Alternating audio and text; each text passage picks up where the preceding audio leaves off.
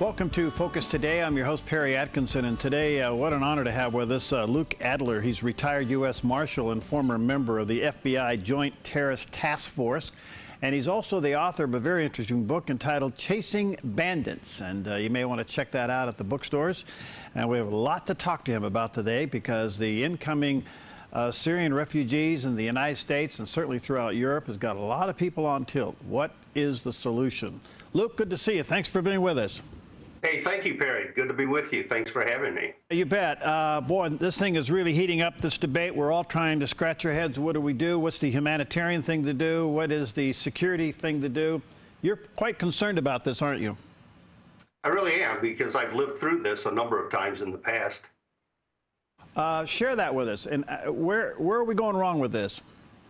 Well, everywhere, quite frankly. If you look back into the past, people think about the Marlito boat lift with the Cubans under the Carter administration. He began taking people wholesale.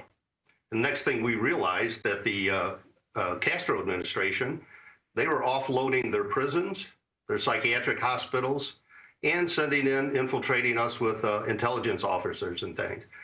We had a vetting process then. We embraced everyone who touched foot on our soil, basically. And then for the next 2 decades or more, we've been paying for that, and we've been having to address that. And we ended up with a lot of people who absolutely had no idea who they were. And a lot of them were criminal, et cetera. Right, fast forward, you get the Balkans conflict back in the 90s. We accepted a ton of refugees back then during that time. In other words, at the end of 1995, we found out that Alija Izetbegovic had turned and given citizenship to a lot of the Mujahideen fighters that bin Laden brought into the Balkans at the time. So on Friday, they were foreign fighters. On Monday, they were actually Bosnian citizens. They had passports and identification documents and things. A lot of those people we ended up taking in during the refugee process. Additionally, there are other people who had left the Balkans years before that. And once they heard that we were opening the gates, here they came, and they came back, got in line, and came back to the U.S. As refugees. The Somalis, very similar situation.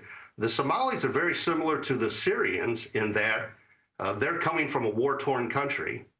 They show up at these refugee centers, quite frankly, and when people ask them, well, show us some documentation, well, I have none. I've lived in a small village. It's a war-torn country. There is no infrastructure. We have zero identification documents. So the refugee system began to just make things up for them and say, well, how old do you think you are? And then they would assign dates of birth of 1/1 of whatever year. So we in law enforcement, I spent 9 years on the Joint Terrorism Task Force with the FBI. We had to deal with those cases individually when they came here to either commit terrorist acts or to go back to their home countries doing terrorist acts or criminal acts, quite frankly, here in the United States.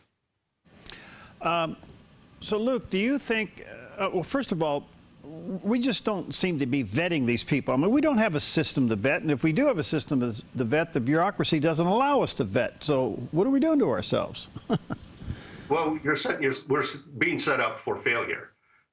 One of the things, when the president stands in front of the podium and he says, ISIS is contained. Well, if they're contained, then why do we have a refugee process? And then a few hours after he says that they are in fact contained, we have this horrific terrorist act in Paris. We look at one of the terrorists, one example, who started out in Syria. He has a Syrian passport. He travels from Syria in through Turkey, ends up in Greece as of October 3rd of this year. 38 days later, he's operational in a terrorist event with a team that's been put together in Paris, France. He was vetted by the United Nations. He was vetted by Greece. He transitioned through 8 or 10 countries to end up in France 38 days later, 3,000 miles away from where he started in Greece. So the vetting process is apparently flawed. So it's been said that maybe right at 50%, maybe a little more, are Syrian refugees. The rest of those refugees are made up from people from other countries, Pakistan, Afghanistan, etc. A lot of them are males of the age that would be somewhere in the militant, the militant training type age. So we know that this is more than a humanitarian problem. This is clearly an infiltration problem. Well, it certainly is. And again, going back to the terrorist who hit us, or hit France on November 13th, he didn't even have to worry about his logistics and how he was going to move. The Western world did that for him and moved him within that refugee process. That's just one of hundreds, thousands. We have no idea how many it is.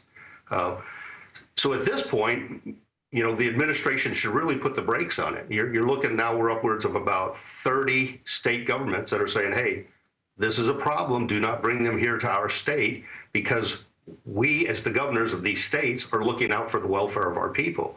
Because clearly this administration is not. The president stands again at the podium and says, hey, people are afraid of widows and orphans. You just look to Palestine and the things that are going, that new intifada that's being started in Palestine, and you see children being armed by their adults with edged weapons and sent out to attack other children, Israeli children. You see women who are coming up into either blowing themselves up or attacking military and police at checkpoints and attacking them with edged weapons. So we're really being set up by this administration for failure again. And again, the same persons that say, if you like your doctor, you can keep your doctor, we have them contained, are now saying we have a very robust vetting process. All right, so from what I can see now, this whole refugee issue is really political. I realize we want to be humane in treating those who are truly running, but at the end of the day, all of this is political. From your perspective, Luke, and you've been, a U.S. Marshal, been there, part of the FBI, what could possibly be the motive of this administration to do this? Well, I think it goes to his worldview.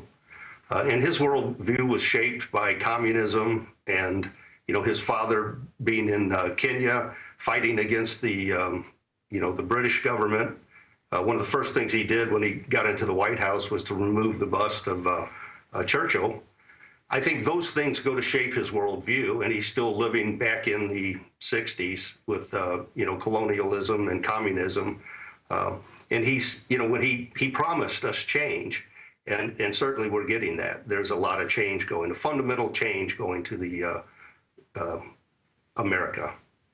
It's frightening, quite frankly, it's frightening. I know that Rush Limbaugh, said yesterday the president's now dangerous, and I would almost have to agree with that. Tell us about your book before we run out of time. Chasing Bandits. It is a fun, quick, easy read. Each individual story, each chapter is about a bandit that I've chased over time. Chasing bandits is absolutely the best job in the world, very fulfilling. Interesting, it gives people some insight into kind of the characters, the bandits that are run around in their area. Quick, fun, easy read. People can get it out at Amazon or Kindle Books, or quite frankly, just contact your local book reseller and ask them to order you a copy in. Thank you. Just quickly, before I let you go, there's a Senate bill and a House bill being proposed about how to handle the refugees. Have you had a chance to look at those, and what's your thoughts? A little bit. At least, hopefully, this will slow the process down. It seems like this White House, this administration, is just bent on rushing this forward and getting these folks into the pipeline and getting them here into the U.S. That really puts us at risk. Hopefully, Congress will become united, and they will really slow this process down, really take a look at it, and hopefully they'll stall it or stop it for right now. Wow.